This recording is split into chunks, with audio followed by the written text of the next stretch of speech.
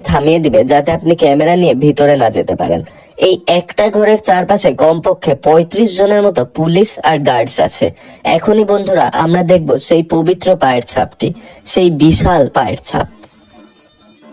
বন্ধুরা এটাই আদম আলাইহিসসালামের পায়ের ছাপ। এখানে দুটো পায়ের ছাপ আছে, উপরে একটা নিচে একটা। নিচে যেটা সেটাই আদম আলাইহিসসালামের আসল পায়ের ছাপ, তবে সেটিকে তারা হলুদ রঙের কাপড় দিয়ে ঢেকে রেখেছে। কিন্তু উপরে যেটা দেখতে পাচ্ছেন এটা একদম আসলটার সেম টু সেম কপি করে বানানো হয়েছে, যাতে নিচেরটা ঢাকা থাকলেও মানুষ উপরেরটা দেখে আদম আলাইহিসসালামের পায়ের ছাপের দৃশ্যটা দেখতে পারে। বৌদ্ধরা ভাবে এটা গৌতম বুদ্ধের পায়ের ছাপ, তাই তারা এই পায়ের ছাপের চারপাশে গৌতম বুদ্ধের মূর্তি আর ছবি লাগিয়ে রেখেছে। তবে পায়ের ছাপটা দেখতে বিশাল ছিল।